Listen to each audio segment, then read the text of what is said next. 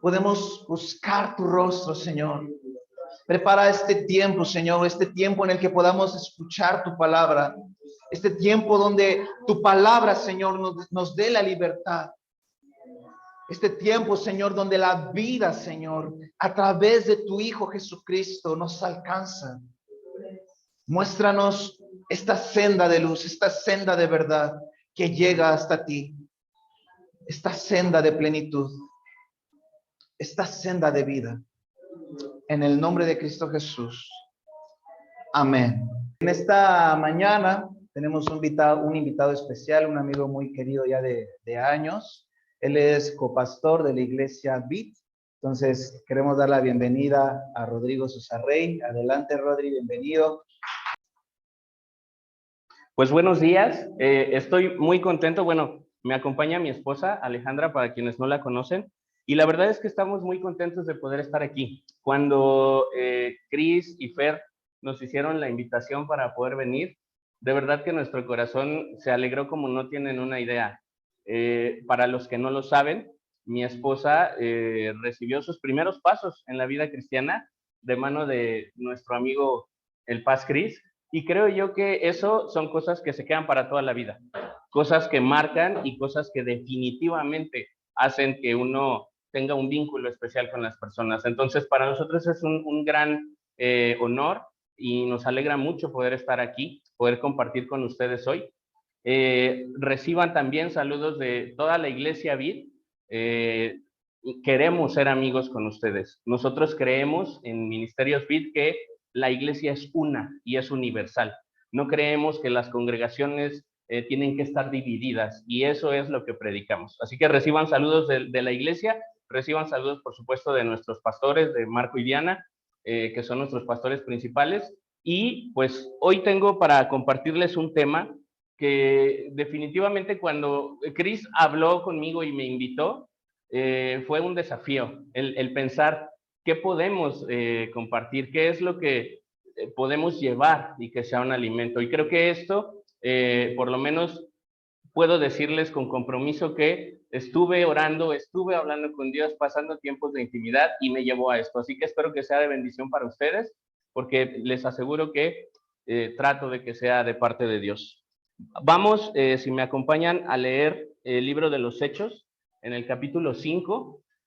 Si tienes Biblia, me gustaría mucho que lo buscaras en tu Biblia, porque así puedes saber si lo que te estoy diciendo es verdad y no es un choro.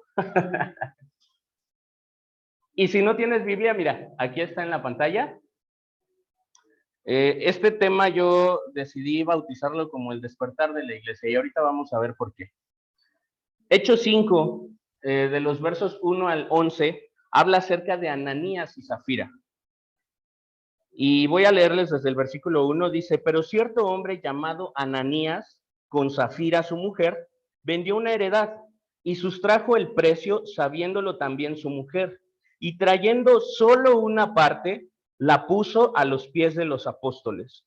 Y dijo Pedro: Ananías, ¿por qué llenó Satanás tu corazón para que mintieses al Espíritu Santo y sustrajeses del precio de la heredad, reteniéndola? ¿No se te quedaba a ti?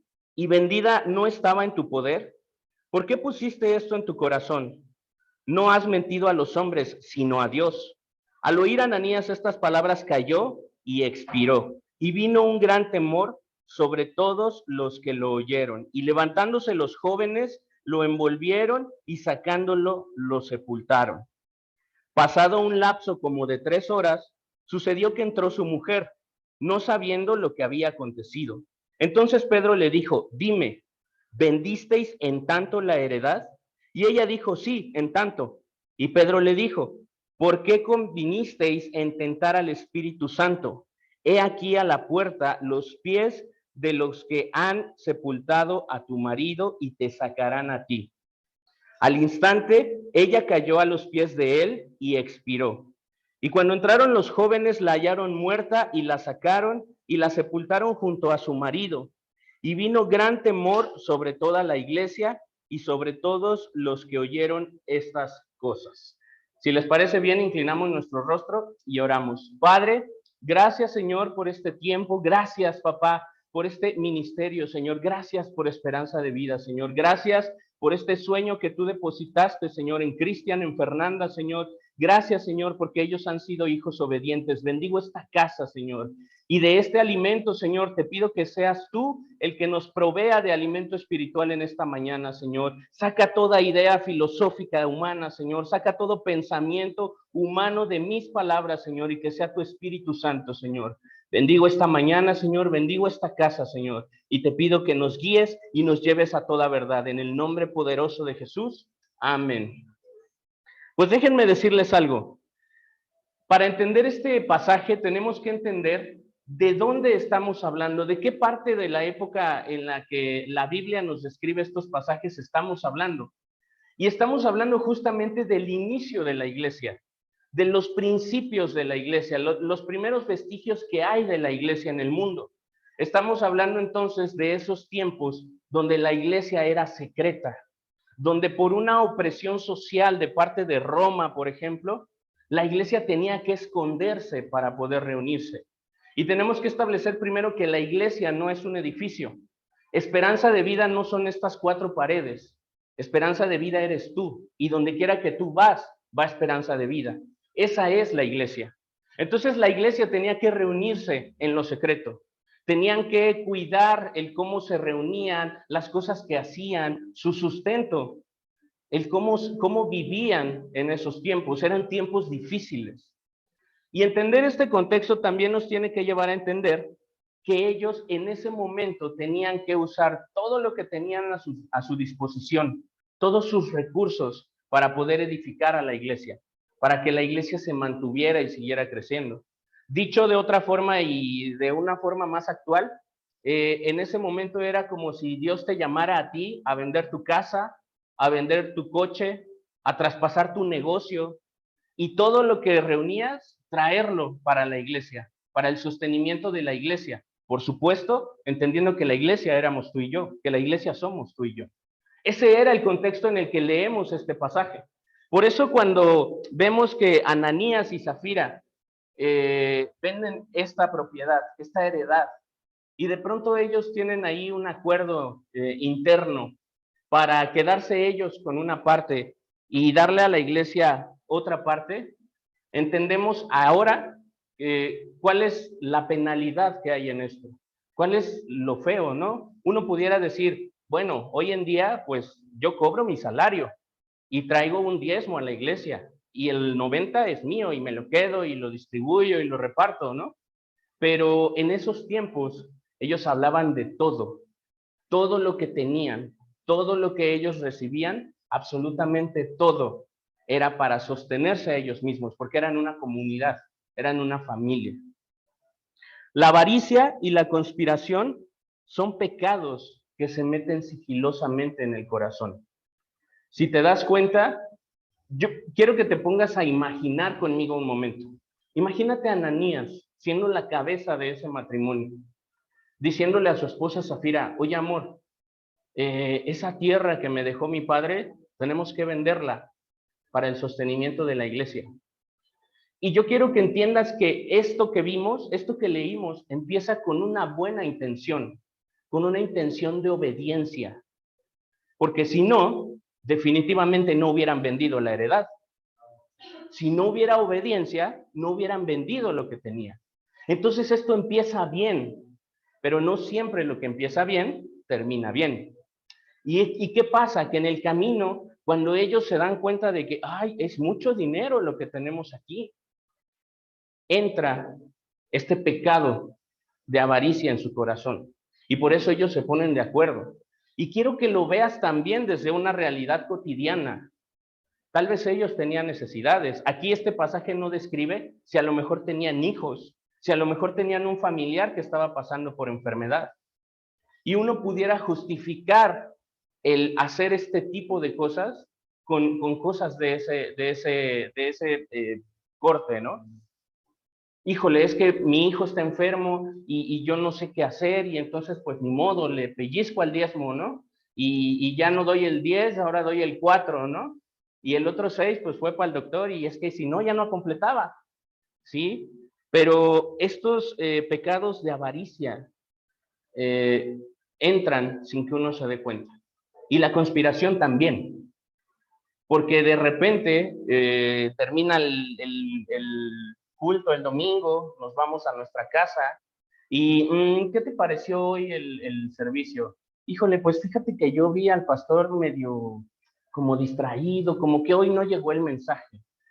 Sí, tienes razón, y sí, a lo mejor vamos a otra iglesia, no es que nos vayamos a mudar, no, solamente vamos a ver, ¿no? A lo mejor podemos ir en la tarde a Vid y ya, y entonces ahí ya recibimos lo que en la mañana no recibimos.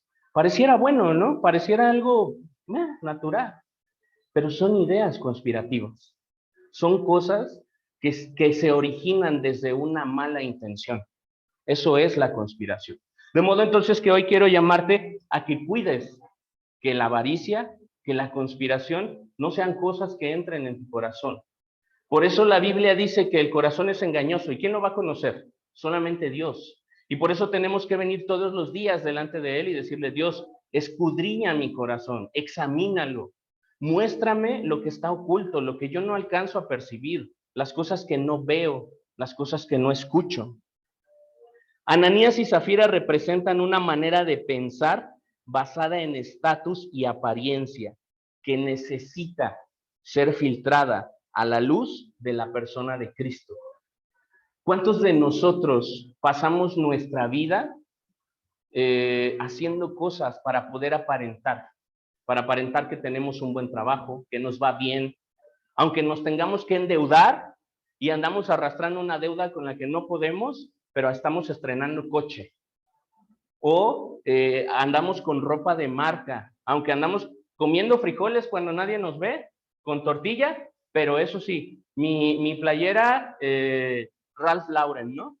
Y entonces nos enfocamos tanto en esto, en el estatus, en cómo nos ven los demás, que se nos olvida qué es lo importante. Y dejamos estas cosas de lado por simples apariencias, por simplemente mantenernos cubriendo un estatus. Y esto, en tu vida y en mi vida, tiene que ser llevado a la luz. Son áreas oscuras que hay en nuestro corazón y tienen que ser llevadas a la luz. ¿Y qué crees? Que el que lleva todo esto a la luz es Jesús. Entonces, ¿qué pasa? ¿Qué te estoy queriendo decir? Te estoy queriendo decir que si tú ves en algún momento en ti que andas como muy superficial, creo que te hace falta tener más intimidad con Jesús. Creo que necesitas ir a esos tiempos de intimidad nuevamente. Y no estamos como iglesia para juzgarnos unos a otros. La Biblia dice que solamente Dios tiene el poder de juzgar.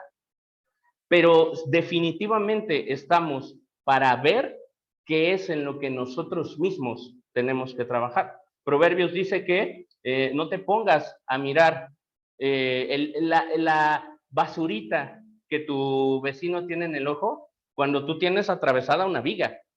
Eso nos llama a que tenemos que ver hacia nosotros mismos y tenemos que trabajar siempre en nosotros mismos. Cristo es la persona que lleva la luz todo lo que está oculto en nuestro corazón.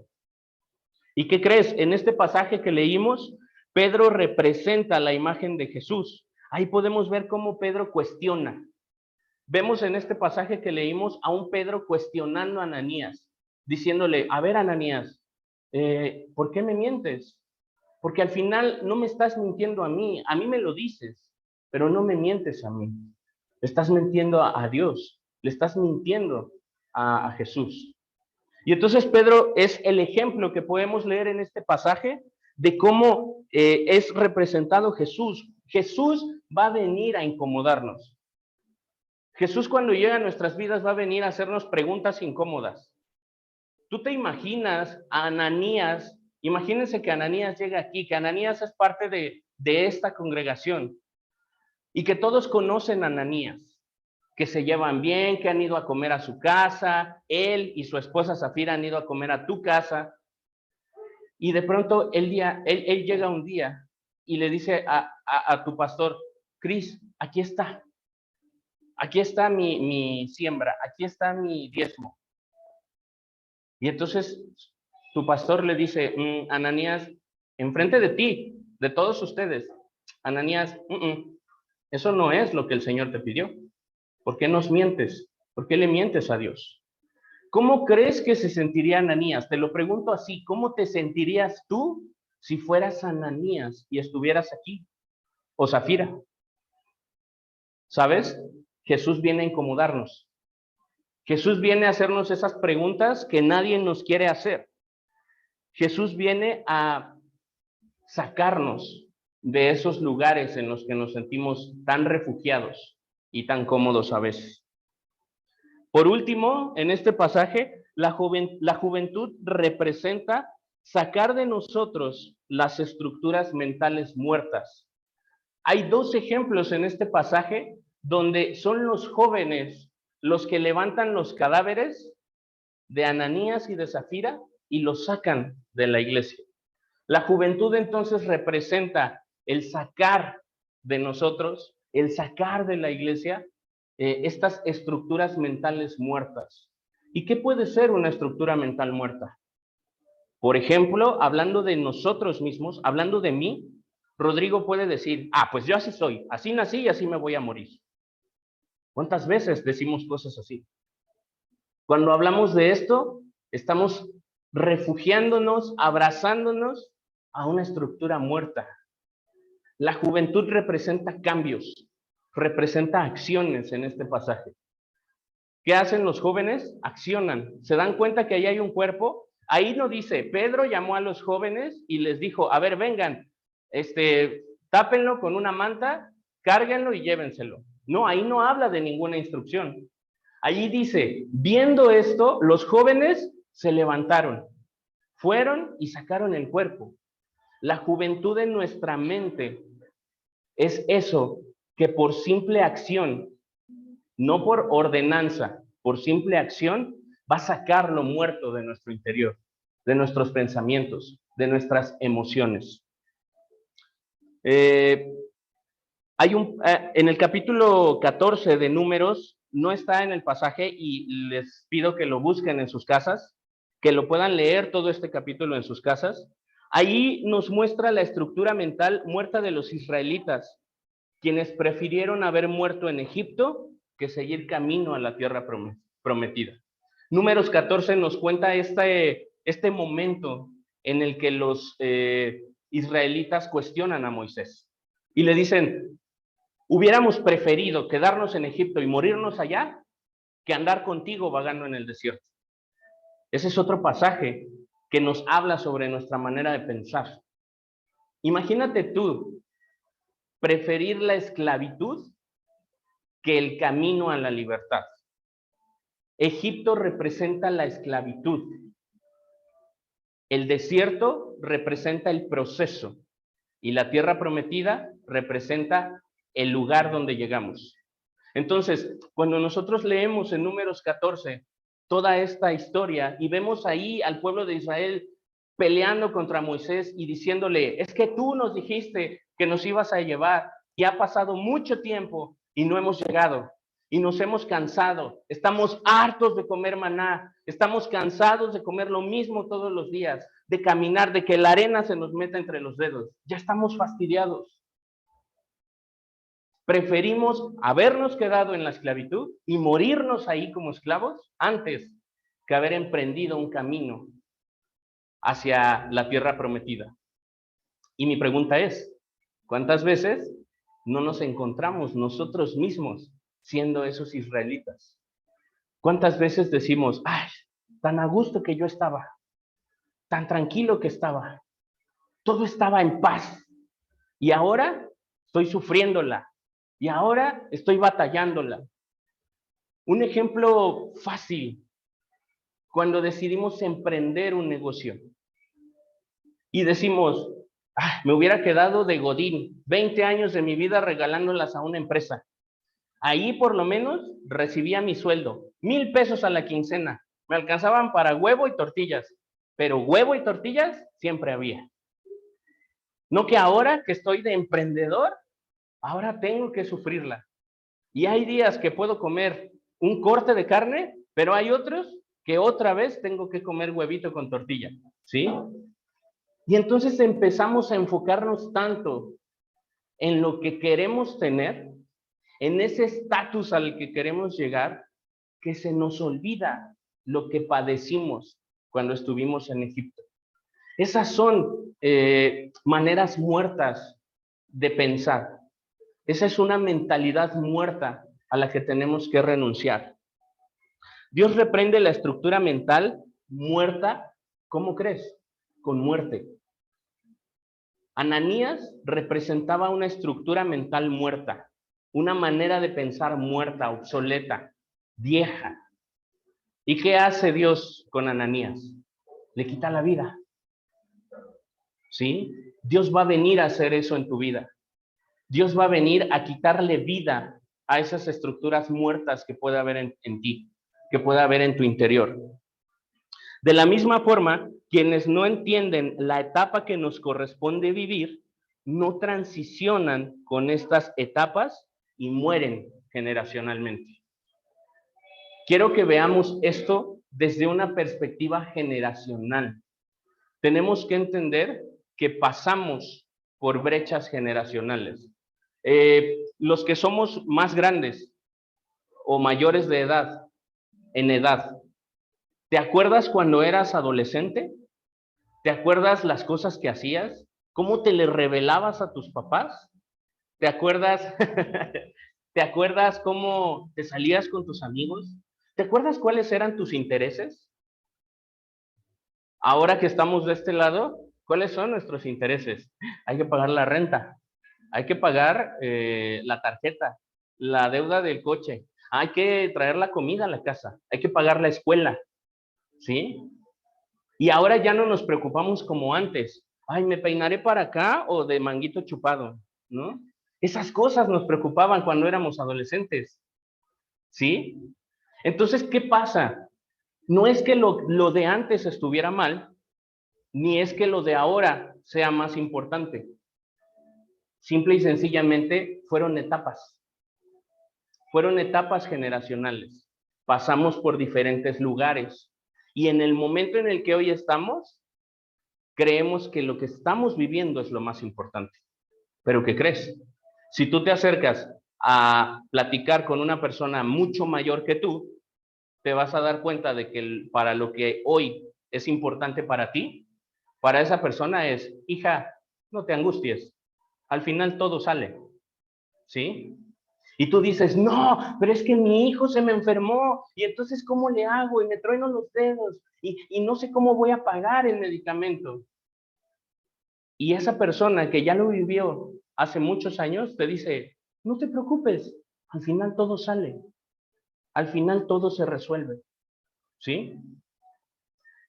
Estas etapas es importante que aprendamos a reconocerlas. Es importante que tú aprendas a saber en qué etapa te toca vivir hoy. Y la Biblia lo describe. Eclesiastés 3, del 1 al 8, si quieres buscarlo en tu Biblia ahora sí, habla acerca de las etapas. Habla acerca de las temporadas de nuestra vida y de las cosas a las que nos vamos a enfrentar en estas temporadas. Habla acerca de cómo va a haber tiempo para una cosa y tiempo para la otra. Si ya lo tienes ahí en tu Biblia, vamos a leerlo juntos. Dice, todo tiene su tiempo y todo lo que se quiere debajo del cielo tiene su hora. Tiempo de nacer y tiempo de morir. Tiempo de plantar y tiempo de arrancar lo plantado. Tiempo de matar y tiempo de curar. Tiempo de destruir y tiempo de edificar. Tiempo de llorar y tiempo de reír. Tiempo de endechar y tiempo de bailar. Tiempo de esparcir piedras y tiempo de juntar esas piedras. Tiempo de abrazar y tiempo de abstenerse de abrazar. Tiempo de buscar y tiempo de perder. Tiempo de guardar y tiempo de desechar. Tiempo de romper y tiempo de coser. Tiempo de callar y tiempo de hablar. Tiempo de amar y tiempo de aborrecer. Tiempo de guerra y tiempo de paz. Hay tiempo para todo. El asunto es que nuestra vida se vuelve más sencilla y encontramos esa paz que describe la Biblia, esa paz que sobrepasa todo entendimiento cuando aprendemos a entender qué tiempo estoy viviendo. Es que todo está mal y siento que mi mundo se me viene encima. Sí, es tiempo de llorar. Y la Biblia lo dijo. Te lo advirtió la palabra hace mucho tiempo. Dios te lo dijo hace mucho tiempo. Hey, un día va a ser tiempo de llorar. Pero ¿qué crees? También va a haber tiempo de reír. Así que aguarda. Así que espera. Confía en el Señor. Haz lo que te toca y pasa por ese tiempo. Los israelitas no entendieron esto. Ellos no entendieron que había tiempos, que en ese momento era el tiempo de la arena entre los dedos, que era el tiempo de comer el mismo maná todos los días, pero que ese no iba a ser todo el tiempo. Pero ¿qué pasa? Que cuando nosotros nos negamos a entender, nos negamos a cambiar nuestra manera de pensar, entonces nos aferramos a ese tiempo. ¿Y qué pasó con el pueblo de Israel? Ahí mismo en Números 14 lo van a leer más adelante. Y en Números 14, casi al final, habla acerca de cómo ellos, todos los que se quejaron, todos los que señalaron la instrucción que Dios le había dado a Moisés, no llegaron a la tierra prometida. Se quedaron todo su tiempo metidos en el maná y en la arena entre las sandalias. ¿Sí? Cuando tú y yo no entendemos qué tiempo estamos viviendo y nos aferramos al tiempo que vivimos antes, entonces nunca vamos a salir de ahí. Nos vamos a quedar metidos en ese bucle todo el tiempo, regresando una y otra vez. Y lo podemos ver en nuestra vida cotidiana. ¿Cómo vemos matrimonios que viven del chongo? Y pasan 20 años y siguen del chongo. Y tú dices, no entiendo cómo pueden seguir ahí. ¿Cómo vemos hombres o mujeres, solteros, solteras, divorciados, divorciadas, que vuelven a repetir este patrón de encontrar a la tóxica o al patán todo el tiempo? Y pareciera, como dice el mundo constantemente, que todos son iguales. ¿Pero qué crees? No es que todos los hombres, no es que todas las mujeres sean iguales. Simple y sencillamente es que no has entendido cuál es el tiempo. Y entonces sigues y sigues y sigues dándole vueltas a lo mismo. Eclesiastés, tantito más adelante, en el versículo 10, ahí en ese capítulo donde estás, dice, yo he visto el trabajo que Dios ha dado a los hijos de los hombres para que se ocupen en él. Todo lo hizo hermoso en su tiempo y ha puesto eternidad en el corazón de ellos, sin que alcance el hombre a entender la obra que ha hecho Dios desde el principio hasta el fin. ¿Quiénes son los hijos de los hombres? En este pasaje que vemos aquí, ¿quiénes son los hijos de los hombres? ¿Quién crees que sea? Eres tú, soy yo. Tú y yo somos los hijos de los hombres. Y dice aquí, yo he visto el trabajo que Dios nos ha dado, el trabajo que Dios te ha dado a ti, el trabajo que Dios me ha dado a mí. ¿Y qué crees? No estamos hablando del trabajo que haces para sostener a tu familia. No estamos hablando de un negocio. No estamos hablando de que si eres contador o si eres administradora. No estamos hablando de eso. Estamos hablando de asignación. Tú y yo tenemos una asignación en Dios. Tú y yo fuimos llamados para algo. No eres el error de una noche, ni eres el producto de se me chispoteó o de una calentura. Tú eres alguien que Dios creó para cumplir un propósito. Has venido aquí con una asignación. ¿Y qué crees? Una de nuestras principales tareas en la vida es encontrar cuál es esa asignación. Pero aquí describe, yo he visto el trabajo que Dios ha dado a los hijos de los hombres. O sea, hay un trabajo que Dios ha puesto para ti específicamente. Más adelante dice, para que se ocupen de él. Ocuparse de él no se refiere a ocuparse del trabajo. Podríamos leerlo ahí y decir, claro, estamos hablando del trabajo, Dios ha dado a los hijos del hombre para que se ocupen de él. Ah, sí, para que se ocupen del trabajo. No. Ponle atención. Incluso ortográficamente te señala ahí que él se está refiriendo a una persona, se está refiriendo a alguien. ¿Y a qué persona crees que se pueda estar refiriendo? A Cristo. Para que nos ocupemos en Cristo, no en el trabajo, en Cristo. ¿Sí? Dios pone eternidad en quienes entienden el tiempo en el que les corresponde vivir. Ahí lo dice. Todo lo hizo hermoso en su tiempo y ha puesto eternidad en el corazón de ellos. Cuando entendemos cuál es el tiempo que nos corresponde vivir, cuando descubrimos cuál es la temporada por la cual nos toca pasar, descubrimos eternidad. ¿Por qué? Porque tal vez hoy estás viviendo una temporada y lo descubres. A lo mejor hoy es temporada de llorar, pero tal vez mañana va a ser temporada de reír. Y si tú aprendes a entender que el tiempo de llorar ya pasó y que hoy es temporada de reír, vas a estar en el lugar correcto. Y si mañana tal vez es temporada de sembrar y tú entiendes, ya pasó el tiempo de reír, ya pasó el tiempo de llorar, ahora es tiempo de sembrar y entiendo que mi asignación en este momento es sembrar, vas a estar en el lugar correcto. ¿Y qué dice ahí? Dios da eternidad en el corazón de ellos. Vamos a vivir eternidades, eternidades en las que todo va a estar conforme al plan de Dios. No te estoy prometiendo que vas a vivir una vida plácida en la que todo va a ser alegría. No, te estoy diciendo que aún en los peores momentos vas a saber por qué estás ahí. ¿Amén? Ananías y Zafira representan una mente religiosa que se basa en lo que es importante socialmente antes de entender el tiempo en el que les corresponde vivir. Tal vez ellos tenían esa heredad desde hace muchos años. Probablemente Ananías, desde que era pequeño, sabía que esa heredad era suya, que esa tierra era suya. Tal vez la gente cuando pasaba por ahí decía, ah, mira, esa es la tierra de Ananías.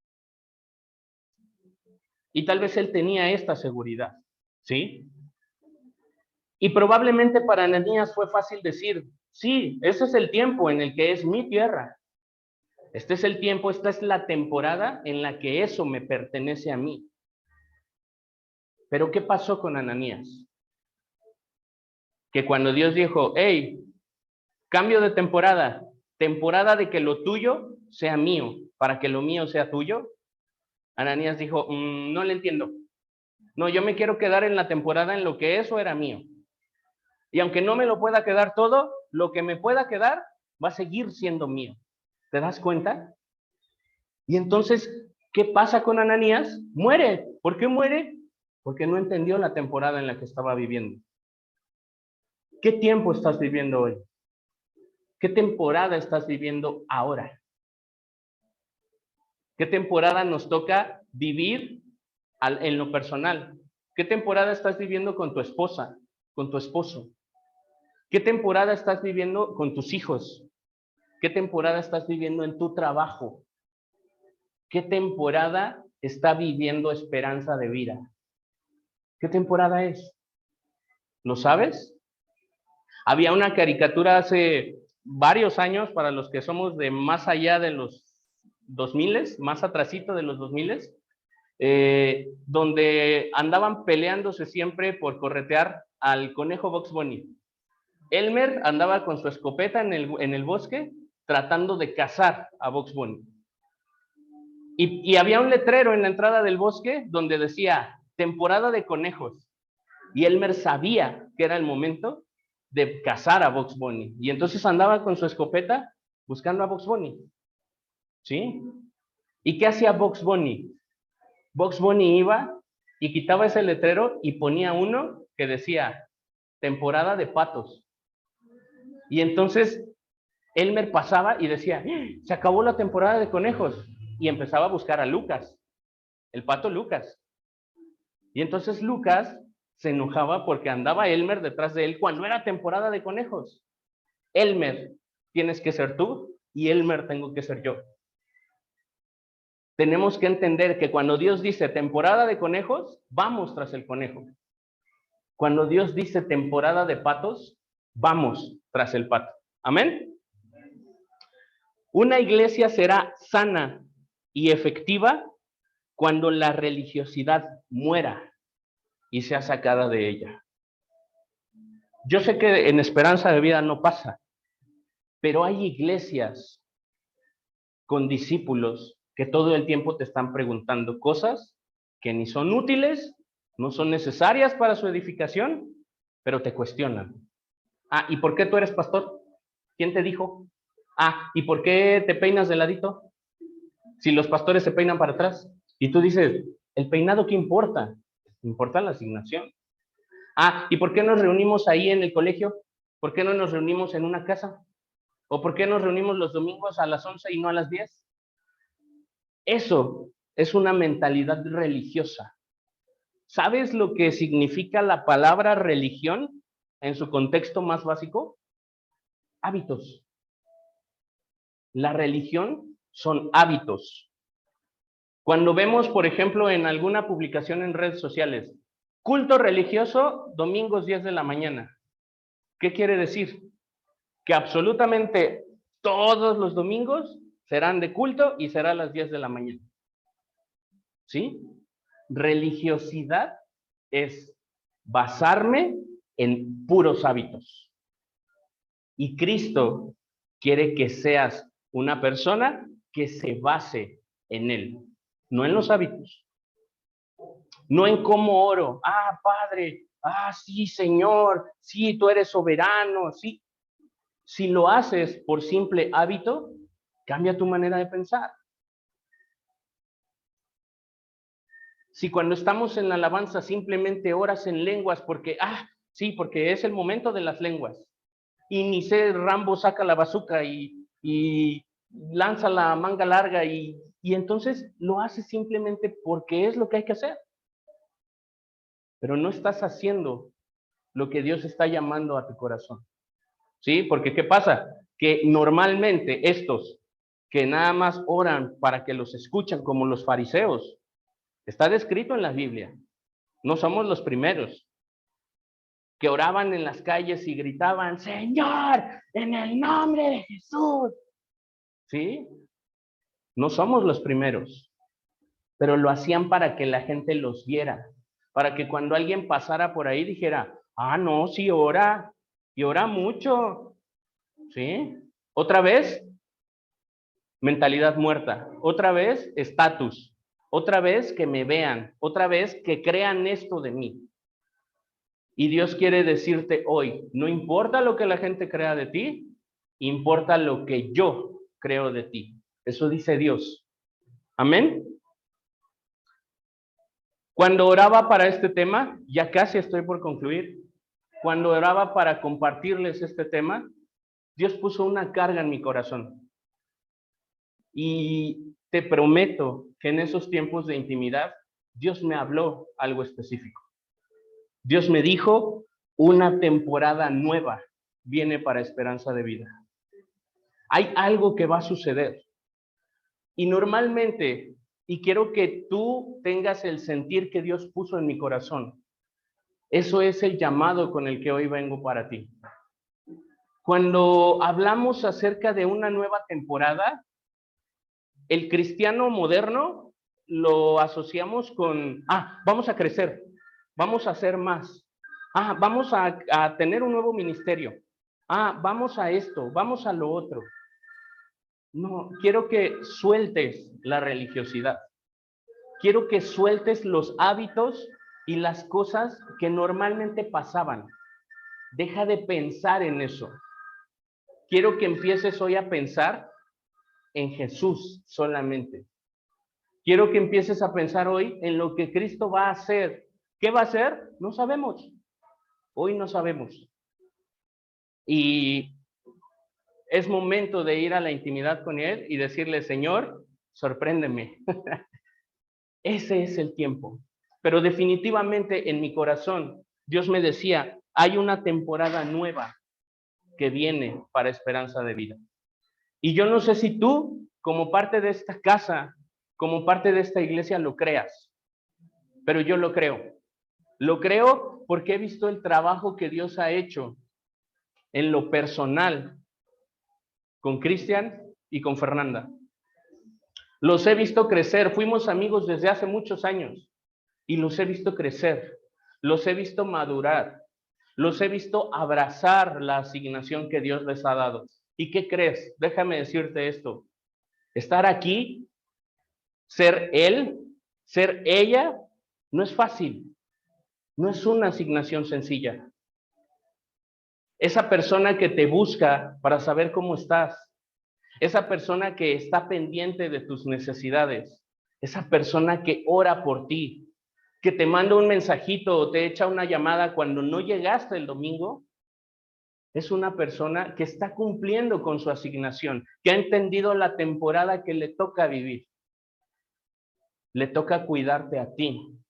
Pero déjame decirte esto, que tal vez tu pastor no te dice porque sonaría muy raro y egocéntrico que lo dijera. Este trabajo no es fácil. Pararse aquí a hacer lo que ellos hacen cada domingo no es sencillo. ¿Y qué crees? Lo hacen por amor. Lo hacen porque Dios los ha enviado a esto. Y como iglesia, nuestra correspondencia es levantarnos, sacar la religiosidad afuera como los jóvenes y emprender una nueva manera de pensar. Y a eso quiero llamarte esta mañana. ¿Sí? Si tú estás de acuerdo con esto, quiero pedirte un favor. Quiero pedirte que ahí donde estás, te pongas de pie. Y vamos a orar. Pero hoy no vamos a orar como normalmente lo hacemos. Para esto, quiero pedirle a mi esposa y quiero pedirle a Cristian y a Fernanda que pasen al frente con nosotros. Y me gustaría que te pusieras de pie y me gustaría que aprovechando que hay buen espacio aquí, te acerques un poco hacia nosotros.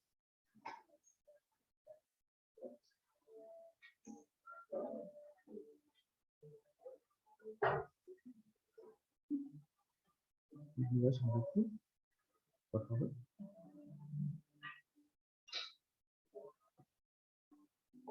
Hay una temporada nueva para Esperanza de Vida. Yo no sé cuál es. Dios a mí me puso la carga por decirles eso. Hay una nueva temporada que viene para todos ustedes.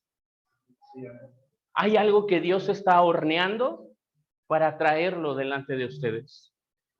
Cuando yo oraba y le pedía a Dios sabiduría para venir hoy con ustedes, Dios me decía, yo soy Jehová Jireh. ¿Y sabes lo que eso significa? Significa que Dios es provisión. Y provisión no solo es económico. Otra vez, saquemos la religiosidad. Provisión es todo aquello que necesitamos. Y yo quiero entender entonces que cuando hablamos de una nueva temporada, de algo nuevo que viene para Esperanza de Vida, entendamos que tiene que ver con la provisión. Dios va a traer provisión a esta casa. A lo mejor va a traerte provisión para ti, para tu casa, para tu negocio. Pero no me quiero quedar en eso que es lo más básico que cualquiera te podría predicar. A lo mejor va a traer provisión para tus relaciones. A lo mejor va a traer provisión para tus hijos. A lo mejor va a traer provisión para tu corazón. ¿Y sabes? Cuando entendemos el tiempo que nos toca vivir, entendemos el lugar, la posición en la que nos toca trabajar. A mí me consta, y lo digo con autoridad, que este matrimonio ha entendido cuál es su asignación. A mí me consta que ellos han entendido lo que les toca hacer. Y me consta también, porque soy su amigo, que ha habido días difíciles. Que ha habido días en los que han dicho, ya no quiero. Dios, te regreso el terrenito. Ha habido días de lamento, donde han llorado. Y por supuesto, también ha habido días de risa. pero han entendido, y ese es el punto al que te quiero llevar. Y lo que te quiero decir hoy es, ¿tú has entendido? ¿Cuál es el lugar que a ti te toca aquí? ¿Qué rol te toca jugar en esta casa? ¿Cuál es tu posición? Tal vez algunos de ustedes serán provisión financiera para esta casa. Tal vez algunos de ustedes serán ministerio para esta casa. Serán servicio. Tal vez algunos de ustedes serán consejo íntimo para la autoridad de esta casa. Tal vez algunos de ustedes serán maestros. Tal vez algunos de ustedes sean profetas para esta casa. Entender la temporada que nos toca nos hace saber cómo debemos abrazar nuestra asignación. Yo quiero honrar hoy la vida de Cristian, la vida de Fernanda, porque he visto su esfuerzo, porque he visto cómo se han abrazado de la asignación, aunque a veces duela. Y quiero que tú conmigo hoy oremos, porque déjame decirte esto, no Dios pone una cabeza por simplemente ponerla. Dios pone una cabeza porque le da autoridad. ¿Y sabes qué es la autoridad? Es responsabilidad. Autoridad no es mandar. Autoridad es entender que yo soy responsable de tu crecimiento espiritual. Eso es autoridad. ¿Y sabes qué también Dios le ha puesto a ellos? Les ha puesto sueños. Sueños que tienen que ver contigo. Sueños que tienen que ver con la restitución de lo que tú has perdido. Sueños que tienen que ver con eso que hoy no tienes y que sufres por no tener. Sueños que tienen que ver con eso que aún no has logrado. Y ellos son la herramienta, son el puente a través del cual, si tú te dejas moldear, vas a llegar a tu tierra prometida. Ellos son tu Moisés. Ellos te sacaron del desierto, perdón, del Egipto. Ellos te sacaron de la esclavitud. Y no porque sean sus fuerzas, sino porque fue su asignación. Moisés no convenció al faraón. Dios ablandó el corazón del faraón. Pero ellos son ese proceso que te va a llevar desde el Egipto hasta tu tierra prometida. Y yo quiero pedirte hoy que honremos esa asignación. Espero, anhelo en el corazón que después de este día tú busques cuál es tu propia asignación. Y yo oro para que en los próximos días, en las próximas semanas, vengan contigo y te digan, hey, Paz, me di cuenta de que tengo que hacer esto. Me di cuenta de que hay hambre afuera y quiero alimentar a los que pueda. Me di cuenta de que hace falta un guitarrista y yo sé tocar la guitarra. Me di cuenta de que hace falta alguien que salga e invite a la gente y ya lo estoy haciendo. La cabeza de esta iglesia necesita de ti porque somos un cuerpo. La cabeza no anda sola por ahí. ¿Se imaginan qué extraño ver una cabeza moviéndose por las calles? La cabeza requiere del cuerpo y el cuerpo de la cabeza. En eso es en lo que Dios se glorifica, porque dice, Él te necesita a ti y tú a Él. ¿Sí? Así que quiero pedirte algo. Quiero pedirte que hoy oremos por esos sueños que Dios ha depositado en ellos. Al final de Eclesiastés 3:10 dice, sin que alcance el hombre a entender la obra que ha hecho Dios desde el principio y hasta el fin. Tal vez tú y yo hoy no entendemos qué sueños le dio Dios a ellos. Tal vez no entendamos por qué estamos aquí. Probablemente no entendemos por qué de pronto Cristian nos predica cosas raras. Tal vez no entendamos el porqué de esas llamadas. o de esos mensajes. No nos toca entender. No nos toca entender. Porque hay cosas que Dios te ha revelado a ti y hay cosas que Dios le ha revelado a ellos. Lo que nos toca es hacer aquello, ese trabajo que Dios nos ha dado. ¿Para qué? Para que se ocupen en Cristo. Cuando tú estás sirviendo, cuando tú te levantas y dices, yo lo voy a hacer, no estás sirviendo a Cristian. No estás sirviendo a Fernanda.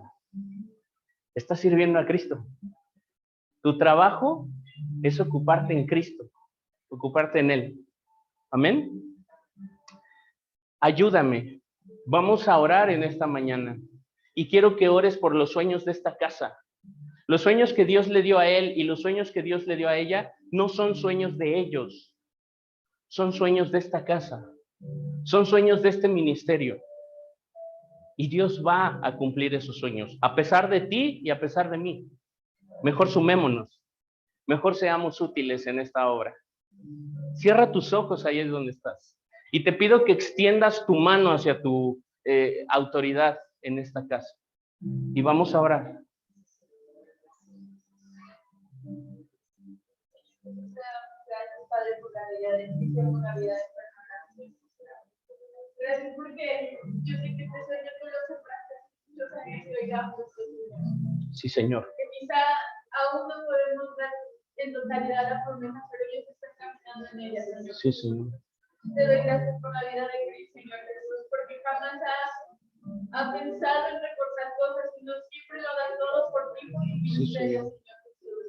Te doy gracias por Fernanda, Señor, porque se ha atrevido a seguir el sueño loco de Cristian, Señor, y porque está en el Señor Jesús. Te doy gracias porque en medio de los problemas que ellos puedan enfrentar, siempre pone primero tu iglesia y tu pueblo, Señor, en obediencia. Gracias, Señor, por esa autoridad que tú has puesto en su vida. Porque de verdad tú has transformado su corazón y su entendimiento para que puedan seguir, Señor, la misión que tú les has dado, Padre. Gracias por cada persona que tú les has dado, Señor Jesús, porque verdaderamente tú repartes conforme a tu propósito y conforme a tus necesidades, Señor Jesús. Y te pido que todos los que están aquí, inclusive los que no pudieron llegar, Señor, que ellos puedan, Señor, ser esa ayuda, Señor, ser esa herramienta para que más personas tengan esperanza de vida, Señor. Porque por ellos necesita de ti, necesita que tu palabra sea expandida, Señor. Y así como multiplica tu palabra, Señor. Creemos que esperanza de vida va a ayudar a inspirar ministerios, Señor, que se levanten, Señor, sin importar las circunstancias, Padre, sin importar lo que tengan o lo que no tengan, sin importar si vienen o no vienen, sin importar si son multitudes o son 3 personas, Señor, ellos se van a levantar a declarar tu verdad y tu palabra, Señor. Sí, Señor. Gracias, te doy, porque no es un sueño de hombre, Señor, sino ha sido un sueño tuyo, Señor, algo que nació en tu corazón. Porque aunque el mundo les decía que no, Cristian y Fernanda dijeron sí. Sí, Señor. Porque aunque las personas les decían que no, ellos decidieron romper los muros y caminar. Bendecimos su liderazgo, Señor. Bendecimos su pastorado, Señor. Bendecimos su ministerio, Señor. Bendecimos esta casa, Señor. Porque les han enseñado, Bendecimos, Señor. Bendecimos. Bendecimos. Y te pido, Señor, que renueves sus fuerzas, Señor. Que renueves tus convicciones, Señor Jesús. Que quites aquellos malos comentarios, Señor. Hazles descansar, Señor. Y te pido, Señor Jesús, que siempre ellos vean hacia ti, Señor, no hacia las personas, no hacia Morelos, no hacia diarios, no hay, sino que les vean a ti. Gracias te doy por esta casa, Señor, gracias porque podamos conocerlos, Señor, gracias porque Cristian y Fernanda son una enorme bendición en nuestra vida, en nuestro matrimonio, Señor, y sabemos que lo serán aún en más matrimonios, Padre. Ahí donde estás, yo oro en esta mañana para que tu ministerio sea fortalecido, para que esa asignación que Dios puso en ti sea revelada, para que las cosas en las que habías estado durmiendo despierten. Yo oro para que los dones sean manifestados en esta casa. Oro para que tu Espíritu Santo, Señor, sea quien gobierne con autoridad. Que esta casa tenga un gobierno teocrático donde solamente tu gobierno sea establecido, Señor. Yo oro en esta mañana para que tu iglesia, para que Esperanza de Vida se levante. Oro para que se mueva.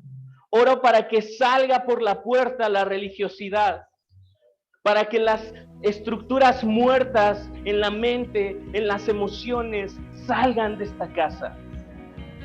Oro para que la palabra, para que la verdad de Cristo sea establecida en este lugar. Yo oro para que tú tengas aquello para lo que el Señor te ha enviado. Oro para que descubras tu asignación. Oro para que despierte tu ministerio. Yo oro para que obtengas las herramientas, para que esa provisión del cielo venga y tengas lo que necesitas para ir y hacer aquello para lo que fuiste llamado.